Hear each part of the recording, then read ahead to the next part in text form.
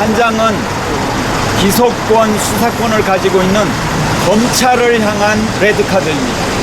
이 다른 한 장은 마포경찰서를 비롯해서 이 경찰들에 대한, 경찰서에 대한, 경찰청에 대한 레드카드입니다. 음주운전에 대해서 미온적인 태도를 보이는 검경에 날리는 레드카드, 국민의 레드카드. 우리가 생각하기에, 또 제가 생각하기에 장용준 씨는 중재인에 해당됩니다. 제가 오늘 고발인 조사를 받으러 나왔는데요. 고발인 조사를 할 때 이야기하고 싶은 것이 뺑소니 혐의가 분명하다고 생각한다. 뺑소니 혐의가 분명하다고 보는데 왜 이 점에 대해서는 입건을 하지 않았는가? 유괴에 의한 공무집행 방해, 유괴 즉 속임에 의해서 공무집행을 방해한 혐의가 있다. 경찰 그 다음에 공권력을 속이려고 한 거잖아요.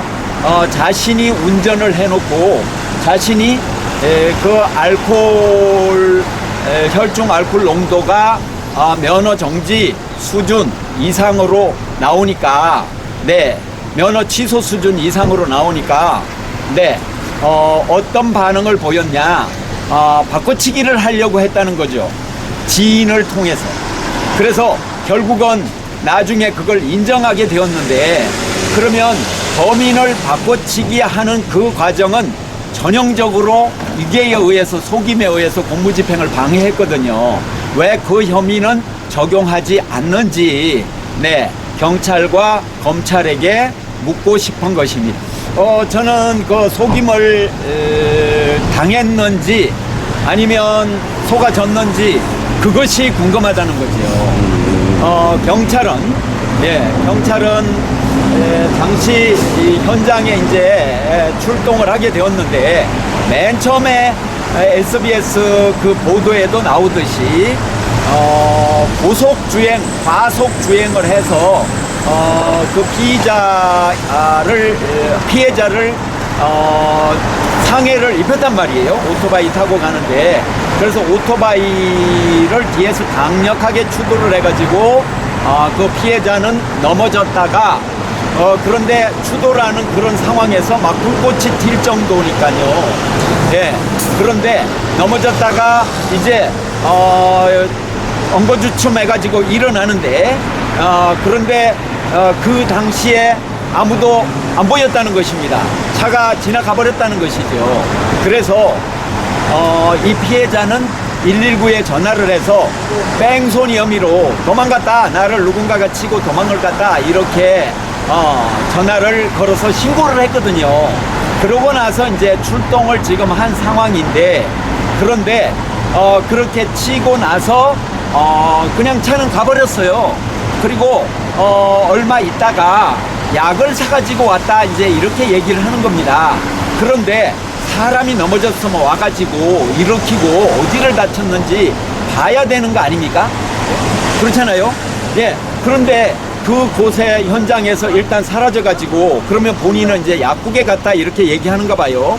그런데 그러면 그거는 약 사러 가는 게 아니라 지금 상황이 얼마나 심각한지, 얼마나 다쳤는지 이것을 파악해서 그분을 차에다 모시고 병원으로 가든지 하는 게 순서잖아요. 그죠? 근데 그냥 쌩 지나가가지고 어디엔가 가서 약을 사왔다 이러는 건데, 뭐 편의점 같은 데서 이제 사왔을 수 있죠. 그 약이 어떤 약인지 사실은 상태를 봐야 아는 건데, 뭐 어디서 사왔는지는 모르겠습니다만 전혀 그 의사는 아니죠. 약사도 아니죠. 간호사도 아니죠. 예. 그런데 가서 무언가 약을 사왔다는 거예요. 처방 능력이 있으니까 그렇게 하지 않았을까요? 그렇죠. 대단한 능력이 있는가 보죠.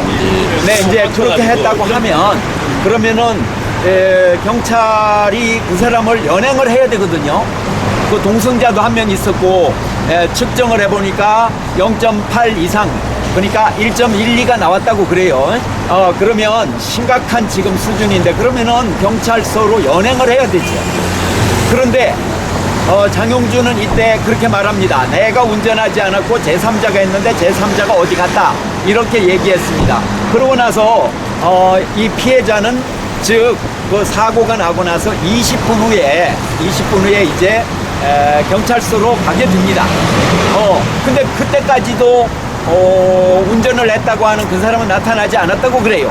장용준 씨를 고발을 하고 그 다음에 동성자를 고발을 하고 그 다음에 자기가 운전하지 않으면서 안 했으면서 내가 운전했다고 공권력을 속인 그 모 씨를 고발을 하고 그리고 당시 그 출동을 해서 장용준을 연행을 해서 제대로 조사를 해야 되는데 연행을 하지 않고 그냥 돌아가게 만든 경찰과 그 지휘 라인에 대해서 고발을 한 겁니다. 이제 경찰 같은 경우에는 일단 블랙박스도 떼갔는데 그것도 나중에 뭐 이틀 후에 그 보도에 따르면은 회수를 했다고 그래요. 그들이 갖고 왔는가 봐요. 근데 블랙박스 떼갔으면 그러면 사실 이거 증거 인멸이라고 할 수 있잖아요. 그렇다면 금방 가서 압수수색을 해서 찾아와야죠. 뭐 다른 사람은 압수수색도 잘도 하더만 압수수색을 해서 가서 찾아와야죠. 증거가 인멸될 수가 있는데 근데 그것도 이제 가만히 두고 그러고 나서 2시간 있다가 이제 변호사 대동해가지고 자진 출석 형식을 통해서 이렇게 왔는데 그건 사실은 자진 출석이라고 보기도 좀 어렵죠. 그 시간에 뭐를 했는지 알 수가 없는 거잖아요. 그래서 저는 이런 여러 가지 혐의가 있기 때문에 범인 도피 혐의 또 범인 도피 교사 이런 게 얽혀 있기 때문에 그리고 공무집행 방해에다가 뺑소니에다가 또 위험 운전에 의한 상해에다가 여러 가지가 지금 겹쳐 있기 때문에 장용준 씨야말로 중죄인이다 이렇게 봅니다. 인터넷 검색만 해보아도요. 바꿔치기 운전자 바꿔치기 해가지고 부부간에 바꿔치기 해가지고 구속되고 그리고 형제 자매간에 바꿔치기 해서 구속되고 이러는데요. 국회의원 자녀법 따로 있고 국민법 따로 있고 그러나요? 권력자법이 따로 있고 국민법이 따로 있는 이런 세상은 옳지 못하다. 이런 세상은 우리가 극복해야 된다 하는 의미에서 강력히 레드카드를 날리는 바입니다.